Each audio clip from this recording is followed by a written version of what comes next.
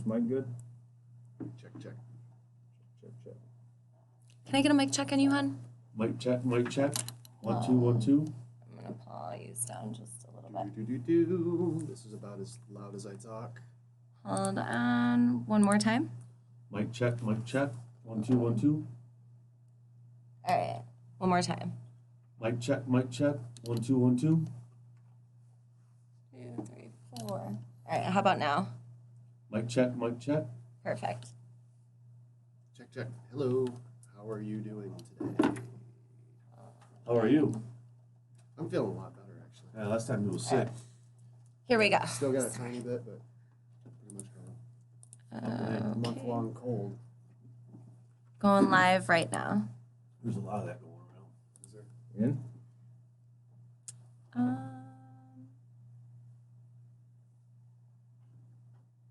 Just trying to connect. There we go. Okay. And here we go in 3, 2, 1. This is The Human Condition. I'm Vince Orlando. I'm Sean Davis. Hey, I'm Steve. Just Steve. How you doing, Just Steve? I'm doing a lot better now, man. I'm just getting over this month-long cold. Yeah. Still got a little bit of congestion, but it's nothing like it was the other day. Like, my eyes were all red and raw, and, I couldn't stop sneezing. Robust. The Robust tea. Oh, yeah?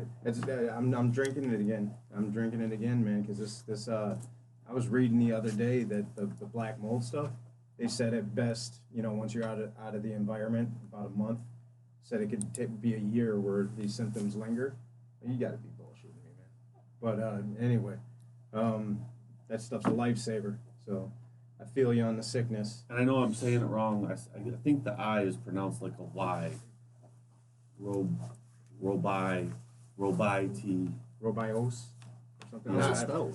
Well, Roobis, but I think the I is... Robust. We'll have to bring it in and show next time because it's a red really tea. Does. It's it a really red does. tea, and it strictly goes right here. Like it's almost just, instantly. Just designed to open this up like right away, like 100%. First 2 sip, you can feel it like open up like your adenoids and everything, and then it just the drainage just starts coming down, and It's nice. Yeah. Is it like menthol? No, man, it's just red tea. Some It's real big African root or something. Yeah, it's real big in China. Like it's part of the whole Eastern medicine type thing. This has been a public service announcement from Yep. the Human Condition. Exactly. All right, so today Part of what we're talking about, right? Today we're talking about manifesting, right? Yeah, I didn't manifest being sick, or maybe I did. So manifesting, like we said in the description, it's a word that's thrown around a lot now, right, in pop culture. I'm going to manifest this. I'm going to manifest that. And the reality is that we're manifesting every second of every day, whether we like it or not, from the time we're born. And first we're manifesting from our faulty programming, assuming that you were not born in a manger and told that you were, God. You know what I mean? Assuming that you were born this regular human life, you were trained to adhere to the truth that the 5 senses are where it all begins and ends for you, right? So we manifest from that space. We manifest from the space of the physical universe until we hopefully have a spiritual awakening or some type of awakening that says, well, there's something more than just me, what I want, what can I get, who can I get it from, and especially in America where it's consumerism, right? And we're taught to consume. So we're manifesting this, and it's weird because at the point that I'm at in terms of my spiritual growth, I'm eons ahead of where I was intellectually, right? But it doesn't matter what I know because subconsciously there's still programming in there that manifests the shit that I don't want to happen in my life. So I have to take those things as lessons, and the way I look at it now is, okay, what's the universe trying to present to me? What am I trying to? There's something here for me to. There's some growth here. There's something maybe I need to fix in myself, or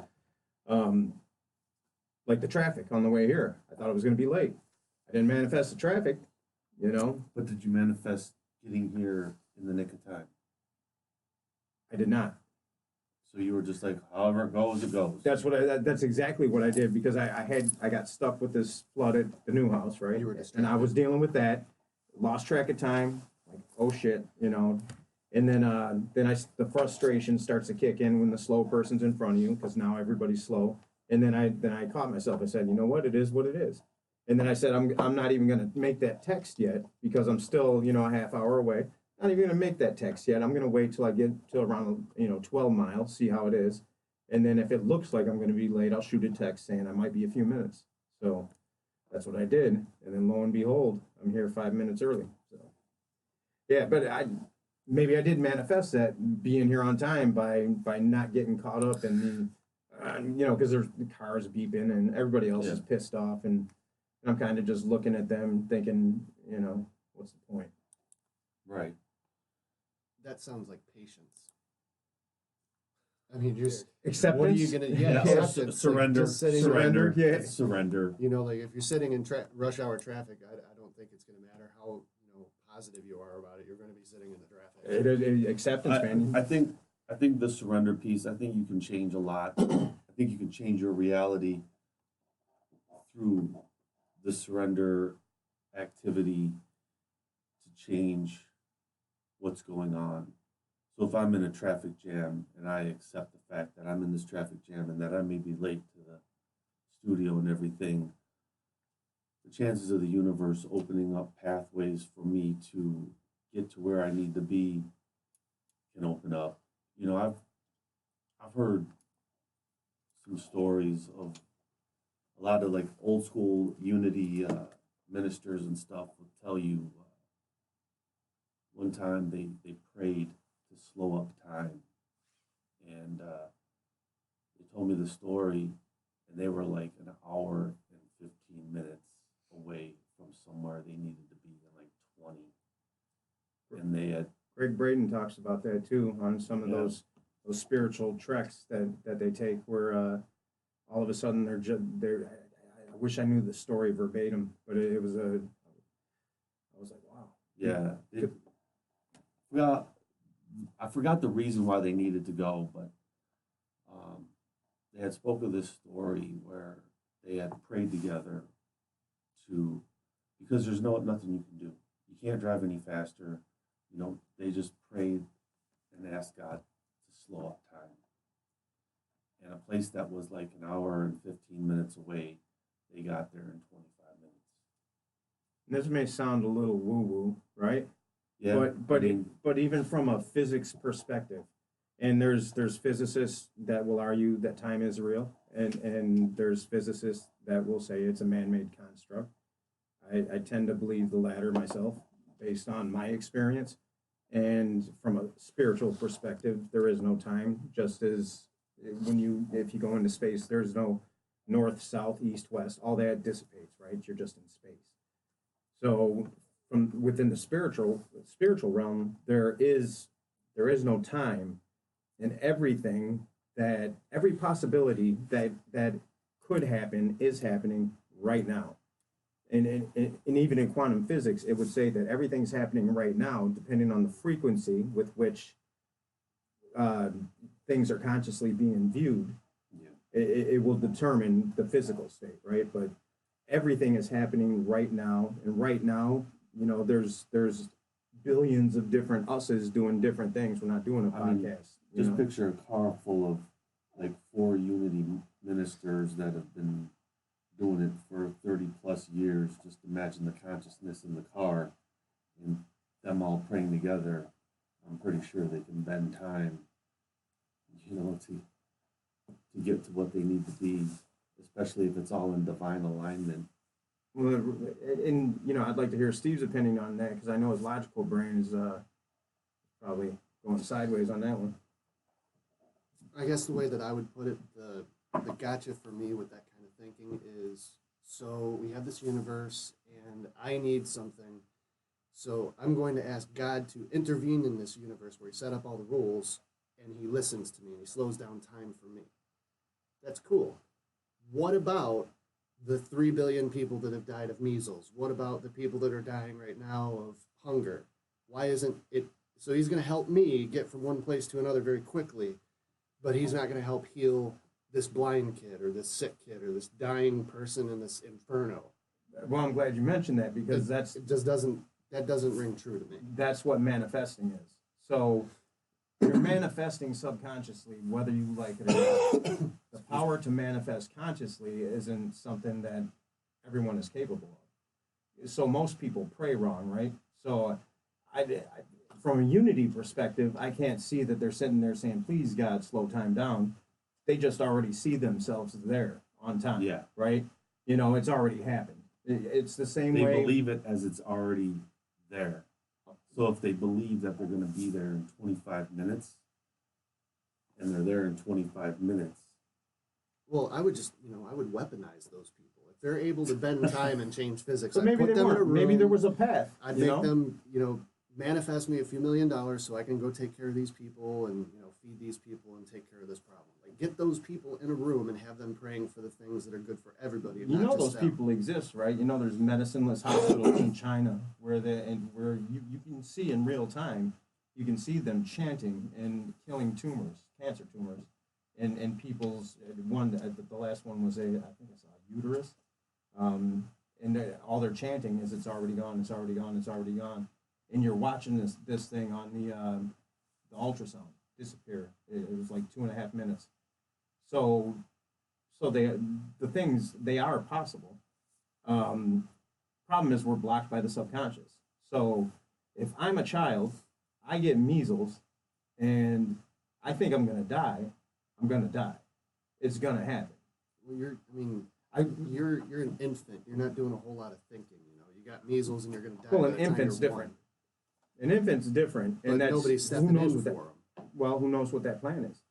That's the thing is I don't know, and I always have to go back to my kids being harmed or taken from the universe, the physical universe, earlier than I would like them to be taken. Right?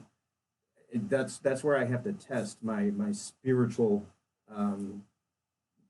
resilience to, or am I walking the walk or talking? Am I just doing a bunch of jibber jabbering? And I have to ask myself, what only my egoic mind thinks that they should have a set amount of time here and I should go first. That's what my ego wants. I don't want to go through that. I don't want to see them suffer. But I only have this mind, which is confined to the 5 senses. I have the ability to tap into the 6th sense. I know some things, right? But I don't know what the plan is here. And I do believe that we're spiritual beings having a human experience. So sometimes somebody comes here and they serve a greater purpose than a long life. And sometimes that's an infant, and that does something to a family. It might sound cruel, but when you cross over to the other side, and I don't know if you've ever had a near-death experience through almost dying or through psychedelics or peak experiences, but I have. And what I know for a fact is once you cross over, none of that matters. It doesn't matter. There are no questions. You don't have any questions. You think you have all these questions when you cross over, but you just have wholeness. So you go from that to that.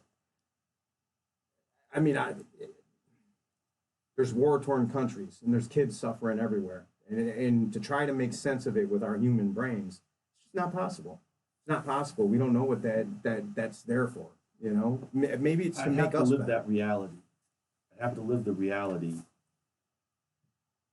for me to see the spiritual side of that. You know what I mean? I can't judge it. That's a thing it's been doing for a long time. It's like almost like I can't really judge anyone else's situation anymore. I can't. It makes no sense to me to do it because I don't know. It's like helping someone in recovery. Got this friend, been struggling in recovery, whatnot, in a relationship that I want to say is toxic. It's been toxic before, and he's asking me for help, and the first thing in my mind is like, dude, if you want the help, you got to get rid of that fucking relationship.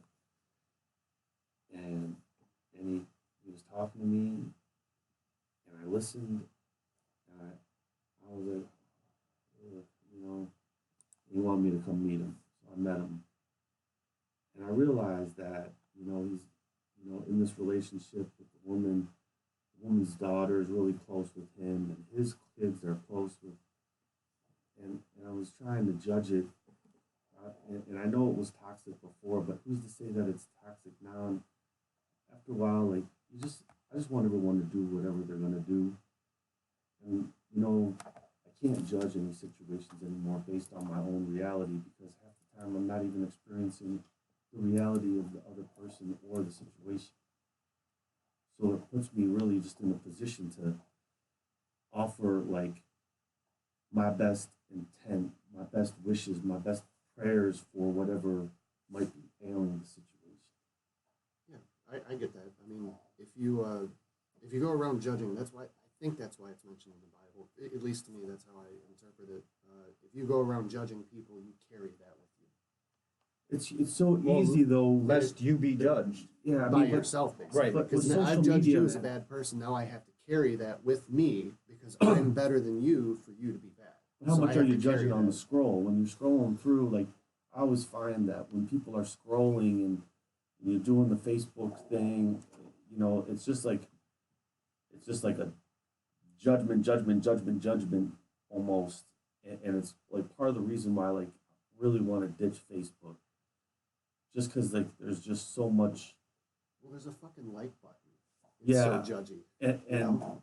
it just like it's like Adderall for the ego, and it just like boosts it so hard, And it is. and it's just loud, and it's like, and then you see people that are hurting or struggling, and they're posting that they're struggling, and they're being judged for the struggle, and it's like, damn, like.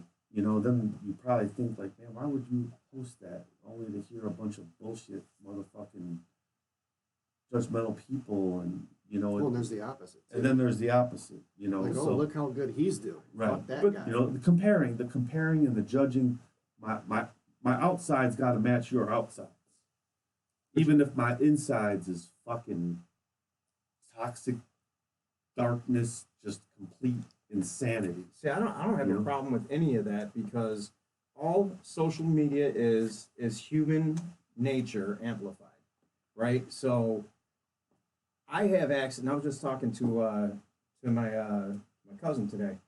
It's actually my cousin's son, and we were talking about social media, and there's good and there's bad to it. So when I was a kid, back then everybody would, they would, oh, that's gay or that's whatever, or meditation. If you even heard the word, oh, that's for them, Rumors. So you don't. So I would never look into it, right? I remember I wanted to act, but I wouldn't do drama club because somebody would make fun of me. I was so insecure, but I was a cool guy, right? But so insecure I wouldn't do what I wanted to do. So I was so afraid of being made fun of. I didn't have the ability to. I don't believe what my friends are telling me, my biological father figure was gone, and it's my stepfather who came in to fill those shoes in a far more positive way. I didn't always lean on him because I was rebellious and I had the man of the house before he came, so I'm out there with this crowd of friends, and gangster rap kind of became my father figure, right? NWA. Straight out of Compton. And I didn't have the internet to go to when I disagreed with somebody, and I didn't feel like I could talk to my parents because I wasn't that rebellious. I'm listening to these, we're all idiot, we're dumb kids doing dumb shit, right? And we became, most of us were from broken homes, and we made our own little family out in the streets. Kids now, if something doesn't sit right with you, bullying people never sat right with me. I never thought that was cool. Did I drop some jokes from time to time? Yeah, I did. And those are parts of me that, I guess I had to experience, right? Or did I sit by and watch it happen on occasion? When probably I should have stopped it and said something.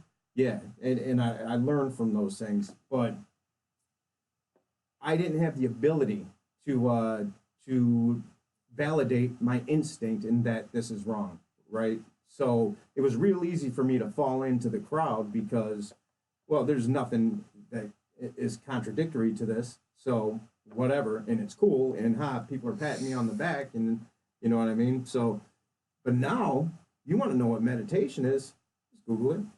You want to get some background information on it, Google it. In private. Wellness, yeah, I mean, you don't have to go ask the question to your teacher. You don't have to go, you can Google it, and then you can, for yourself, investigate further. Wow, this sounds really cool. Is this true? Can I feel this way? So there's a huge positive to social media. There's also a negative, and that's the yin and yang. And so I like that it amplifies the human condition in its current state, this consumeristic, superficial state, because people like us now we can interject with the positive aspects of life.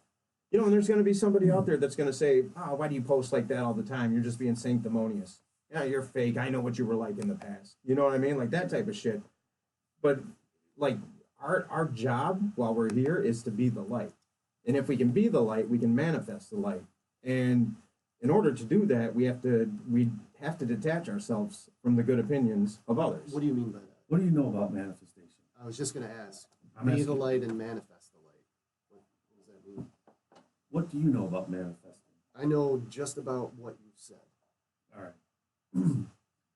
So Unless it has anything to do with the secret. kind of, that- yeah, a lot of that. There's a lot of secrets, entry not grade. manifesting. yeah, It's yeah. something else. The secret's kind of like an introductory to manifestation and opening up the relationship between you and the universe and law of attraction and how Attraction, that, yeah, thank you. law of That's what I was attraction and looking how it works. And you know, there was this program at Renaissance Unity a long time ago. It was like everyone was doing it. It was called the 4T Prosperity Program. They don't do it anymore. I don't know. But this guy had made this program, and was called Tithing Your Time, Talent, and Treasure. So, in this book, it was about manifesting prosperity and abundance, whatever that means to you. Some people look at it as money.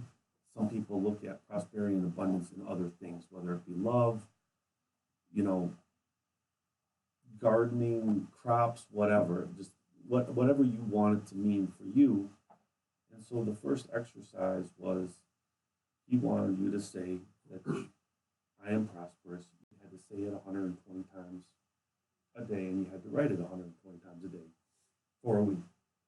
And then the second week, you do another project. They did like vision boards, and you learned that, you know, like, so tithing is kind of like big in churches and stuff.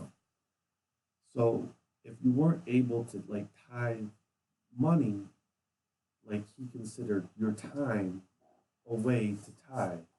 So if I was donating my time for a part of service, it would be part of this prosperity and abundance program. And it was all about how to manifest what you want and knowing that you are prosperous. Because my mind is always going to be stuck in lack and limitation, because that's the American way. I never have enough. I'm never going to have enough. You know, we look at our bank account, oh, I don't have enough for this, and I don't have enough for that. That mindset will keep you poor for the rest of your life. Because that's what you're manifesting. Right. I'm looking at myself as if I'm already less, that I don't have enough. So if I never have enough, then I'm always going to be stuck in that mindset. If I switch my thinking into that I have unlimited amount of resources, I have unlimited amounts of abundance. Just because let's say my checking account says $423 and it's got to last me 2 weeks, I need to look at that number and believe that it's unlimited. That $423 can manifest itself and increase in ways that I can't even explain, but I know that it'll be more than enough. Let's say you have to pay a bill at the end of the week for $400. You believe that $423 is going to manifest itself, and all my abundance and all my prosperity is already taken care of, and I have to believe it. To manifest is to bring forth into existence. Right. Right. So most people pray wrong. I was taught as a child to pray wrong. Please God, do this for me. Please God, this. Please God, that. That's not how you pray. That's not what prayer is. God doesn't speak English. Whatever God is, it could be a source of energy. I think everything's conscious. Everything. Subatomic particles. There's a conscious interaction. I don't know what level of consciousness God is, but I believe it's higher than does God think like a human? Probably not. Is God just an energy source? Maybe. Doesn't matter to me. It's inconsequential. Whatever God, I do know whether you're a science guy and you believe in the Big Bang, it came from one source, singularity. So God don't speak English. So when you're sitting there and you're praying, saying, God, please give me this job. Please, please, I'll do anything. Just give me this job. What you're saying from a subconscious level is, I don't have. Please give me money. Please make this person well. What you're saying on a subconscious level is, this person is ill. This person is ill. So you're communicating via frequency to the universe the opposite of what you're saying. So the conscious mind, and science knows this now, the conscious mind is roughly about 5% of operations in your brain. So you got about 40,000 neurons, and 40,000 neurons per second firing in your conscious brain. Your subconscious occupies the other 95%, or around 40 million neurons per second firing. So we have this very limited conscious space, and this is the part that knows better, wants to be better, can't understand why I can't get it right, because it's only getting that much energy put into it naturally every second.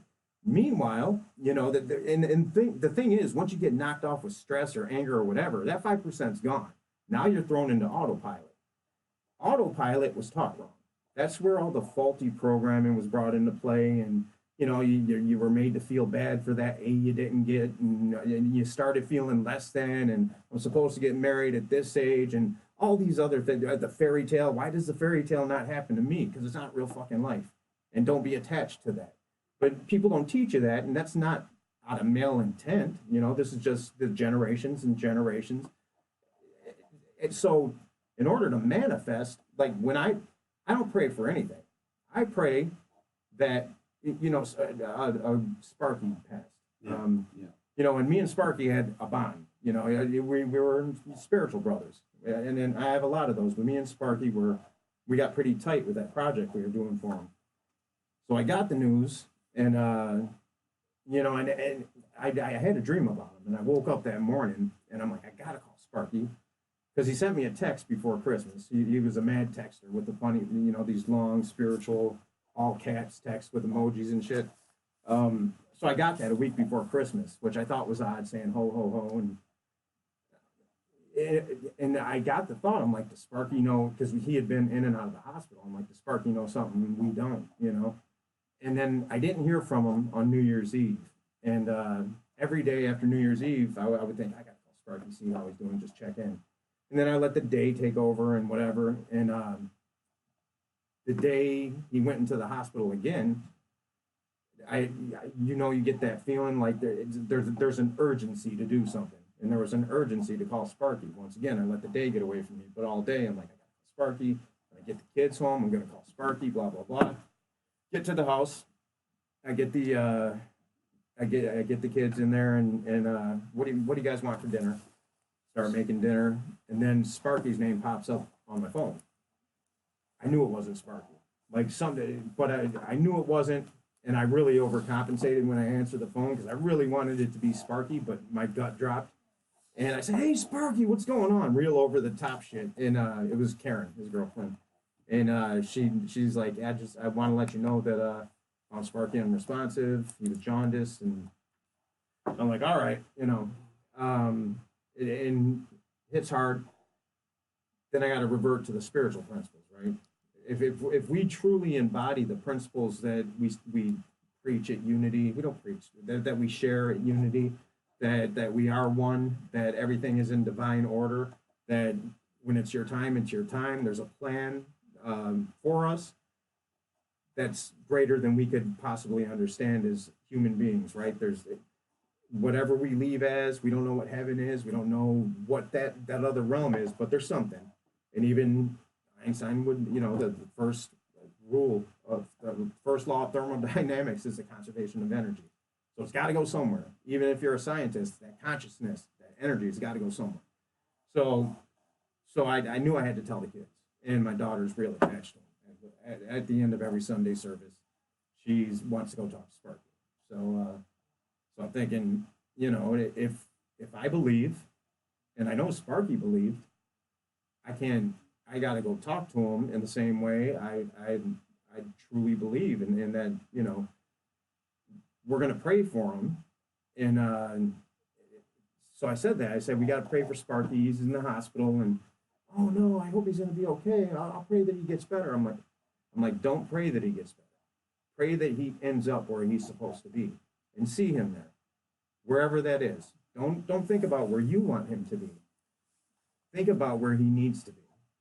Because I don't know, but my ego would like to see him at the back of church on Sunday. I didn't go this Sunday because I couldn't have all those conversations. I just knew that it wasn't good for me. I went to the men's meeting, and it was going to be tough, but that's the human, right? And if you understand the spiritual laws, which I would also say, physics would call the laws of the universe. If you understand these, and if you truly want to embody them, you have to be able to allow yourself to be human, but then within the realm of spirituality, and call it whatever you want, higher principles, higher good, there's a way to not suffer. So I can feel grief, and I can get choked up, and I can miss his physical presence, right? But I also know for a fact that he's living it up right now. And I don't know what that means. I don't know that if you're a subatomic particle that just floats around and does your thing. I don't know what the fuck that means, but that consciousness that's been collected on this planet, that goes somewhere and does something. There's purpose there. And the body's gone. It's irrelevant. He was done with it anyway. He's out. So Flesh is only the flesh. Don't hold much. I think in a way what's the second law of thermodynamics? It's entropy. I think that's a choice. You know what I mean? In human beings, you see, we don't age the same way as our parents aged, and then before that, So and they say by 2030, the 2035 lifespan should go to 150. You know what I mean? With all the advances in stem cell, and I was reading Michio Kaku's Physics of the Future. It's a great book. But every time we believe collectively, and that's the other thing, is manifesting is done collectively also. So where you might disagree with our president, right? I took part in that. I didn't vote for him, but there's something in my consciousness that allowed the conditions for that to happen. So rather than point a finger and judge and say, I say, well, what was my part? What did I do in my life? What did I look the other way on that may have stopped something from like this from happening? What could I have done? How could I have been better? How could I have been a brighter light? That doesn't mean I could have stopped it, right? Doesn't mean I could have stopped it, but what it does is it allows me to move through it without being judgmental, without suffering, without creating more suffering for other people by bringing them into my anger. That's how you manifest. I don't know. I don't. Why was you in the hospital the other day? Yesterday? Yeah. Oh, we're gonna talk about that on here. Because you was like, I'm under heavy anesthetic, and so I shot you that Myrtle Fillmore book. Oh, did I? I don't even remember responding to you. So yeah, they had me on. that's really why the reason why I brought up manifestation for the episode was I shot him. So Myrtle Fillmore is one of the co-founders of Unity. All right, and she wrote this book. She had terminal cancer. She got it when she was like 73 or 74. She sat in this rocking chair, and she would have a conversation with her God, and she would manifest or envision God healing her with this white light. And while she was doing that, she would write a letter. So she did this like over a year, a little bit over a year. And they were like, you're not going to last a year. So she was writing these letters and doing this every day, sometimes all day. Wrote it all down. She ended up living to be like, she was like 96. Completely healed herself from the cancer because there was no chemo back then. This was like 1925. And, you know, terminal cancer was pretty much, you're done, you know. So she Well, was, unless they diagnosed them right, yeah. which So, they did wrong a lot back then. yeah. So she wrote all these letters, and then the book, once Unity did whatever they did, collectively got all the letters and published this book, but it's really just, it's called Myrtle Fillmore's Healing Letters. And it's just a straight up book about like New Thought Christianity and the letters and how she manifested the healing with her God. And what she would say to the God and the letters and how she would do it. And I recommend the book to a lot of people who, you know, like one of my boys just got diagnosed with cancer. And I told him, you know, I'll get you the book. Because he was like, you know, I might as well check it out because it's like right to stage 4. But it's just like one of them books that can like change your life. But the whole thing about manifesting is that you truly have to believe it. If you don't really believe it, then it doesn't really happen. Subconsciously. You know, if I say the words that I believe it, but in my mind there's an element of doubt. An element of doubt is okay. But if the element of doubt weighs into 50-50, then you're not really believing. Then it's a crapshoot. And if it's a crapshoot, usually it ain't going to turn out the way you want it to. I don't think our subconscious minds, where we are in our human existence, will ever believe the fact, no matter how hard we train them. And I'm not a monk sitting in a monastery where I meditate 10 hours a day. These guys, they can do amazing things. Like, you know, I can't remember the one Deepak Chopra was talking about, stabbed himself, no blood came out, just pulled the knife out. Like the guys that freeze themselves.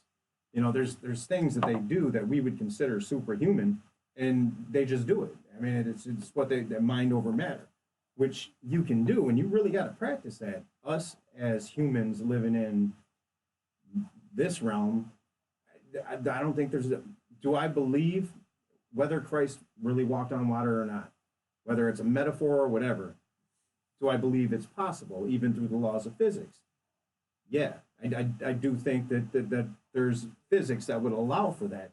Do I think my subconscious mind, even though I believe that it is possible, even though I believe that, my subconscious mind will never let that happen because it's programmed. This is real. You guys are real. This is real. Everything else, you know what I mean? So that's what mindfulness is. Mindfulness is combating the subconscious programming. So if you don't remain mindful and aware every day, you're an autopilot. You're going to get angry and you're going to revert to autopilot. So there's times where you're driving your car, right, and on a long drive, and you miss an exit, right, because you were an autopilot. You still knew how to drive. You didn't get in an accident. You still had that down, but you missed your exit because you were an autopilot. That's what it's like when you're not tuned in and mindful of the subconscious programming. That's all it is. Because that's what prevents us from all of these great things. When Jesus went back to Nazareth, he couldn't heal his own people because they saw him as a carpenter. I don't know if you heard that story, but I mean, he couldn't heal anybody. His works didn't work because they didn't believe. He believed, but it takes two. You know, in these medicine-less hospitals, these are people that Western medicine doesn't work, or they're people that believe this already, or they've thrown it all up and said, well, shit, I got to try something. You know what I mean? And in that surrender to the possibility that there is a healing out there, they get it. Now, sometimes that healing's not in store for you, right? And sometimes collectively, the universe is going to bestow tragedies upon people. And that's just how it is, because it's not just me, it's not just you, it's not just you, it's not just those ministers driving in a car manifesting the entire universe. We all got to work in relationship to one another. And for whatever reason, the conditions met for them at that time. You know, there was nothing preventing the universe from opening that gateway up, whatever it was. Maybe it was a path that the driver didn't know about, that he had, whatever, you know what I mean? Moses parting the Red Sea. There's even scientists who have explanation to what might have happened then when Moses parted the Red Sea, you know? Moses didn't really part it though. He channeled God to part the Red Sea. Well, but you see Christian scientists have come up with a scientific explanation for it happening. That's what I'm saying. You know, if we know that we're all energy, which is frequency, and I don't think there's anybody that can negate that, unless you're even as a materialist, you have to believe in atoms and subatomic particles. You can't deny their existence. So if we know that, and Tesla said it best, he's like, when we start putting our focus into frequency and energy, that's when we're going to figure it all out. That's where it all is, you know? And that's what manifestation is. It's not a wishing well, and that's people misconstrue, like the mastermind. People think, well, I've masterminded for 2 weeks and nothing's happened. This is stupid, I'm done. That's not how it works. You guys, so when I pray, I say, it's put me where I need to be. I know that I'm where I need to be right now. I may feel uncomfortable in this place. I see some different things for myself. I don't know if they're, you know, and I'll go through these. I don't know if they're in alignment with what your plan is, whatever the universe has. And so we all got something unique about us that the universe is trying to pull out. I fully believe that. We're individualized manifestations of the source. So, and that's all I'll ask for. Can you pull this out of me? You know, I'm not asking for. What's that one saying? One in the hand is worth two in the bush. No, but it's something like, don't throw cars at glass houses. seek something, and like it's kind of like, seek and you shall find. No, but believe as if you've already have it. Yeah. You know, I ain't no biblical scholar, but there's a prayer where, you know, and that's part of like the manifestation piece too, is like believe that you already have it. If you're manifesting a new car, you believe like it's already yours, and the color and how it looks, where it's going to come from, where you're going to find it. You have all these details, and it's in the details that helps the manifestation work. All right, so I've listened to this quite a bit, and I know you'll argue, because you guys love to argue. I don't argue nothing. It sounds like a different kind of form of positive thinking, and I say that because, Oh, absolutely. you know, say that I'm unemployed and I'm looking for a job, Positive which thinking I can be am, toxic. which I am, right? Now I can sit around and say I'm not good enough to get these jobs that are rolling through, and I can, you know, take myself apart before I even have a chance. So that's negative thinking. I've set myself up for failure, right? Positive thinking. I'm going to nail this. You know, I know what I want. I'm going to go to these interviews and I'm going to get the one that I want. I'm going to make the decision. And then I have the willpower to sit and go for these things and work on these things, accept the failure if I need to, but also keep going through the muck if I need to, but look at it in a positive way. If I don't get the job that I think I want, I still say, well, there's other ones. And it wasn't meant for me. Maybe it wasn't meant for me, but I'm not manifesting anything in my mind. I'm just trying to be positive about it, because if I'm negative about it, I'm not going to get off the couch. But you are manifesting by saying, so positive thinking can be false also, but by you saying, I'm going to look at the positive outcome of this and say, because it wasn't meant for you, right? It opens you up to that's what manifesting is. You've just opened yourself To me, up that's to the just realm of changing your possibility. viewpoint. It's I'm a- changing my viewpoint from what you were saying earlier, say I'm depressed because I don't have a job, I'm Right. depressed. So my default setting is to be fucking negative about it. Right. However, I catch myself and I say, God damn it, Steve, stop that bullshit. think about it positively. Now, back in my mind, in my subconscious, I'm saying, There's that doubt. bullshit. That's There's doubt. bullshit. Yeah. You're faking it. You're faking it. But if I fake it long enough, I start to believe it on my own. Yeah, fake it till you make it. Fake it till you believe it. Fake it till you make it. Yeah. Right. Right.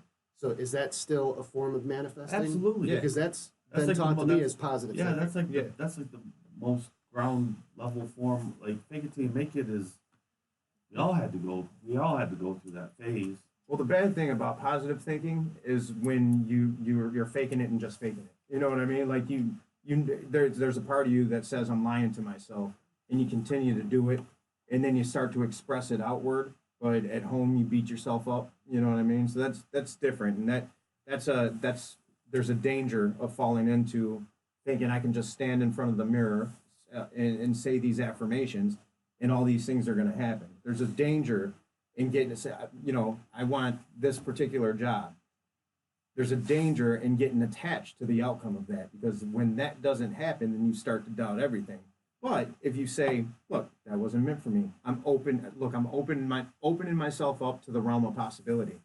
I want what's for my highest good, and I'm willing to open myself up to any of that. So my entire adult life was filmmaking, right? Moved out to LA right out of college. I didn't know anything else but the entertainment industry. Had a background in finance. But I said, I'm not giving myself an out. There's no B plan here. I do it or I don't. Went out to LA and started doing my thing. And it had some successes, but I found out probably around 2004 that I was chasing a manufactured dream, right? It really wasn't. There was so much in the industry that was anti my soul. Anyway, but I kept doing it because I was programmed to do it, and I felt like I got to be successful. Come back to Michigan, and the incentives are here. Everybody's coming to my backyard. Fucking sweet. I don't have to leave Michigan.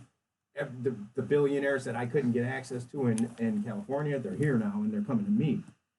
So I had access to that. 2011, they pulled the incentives.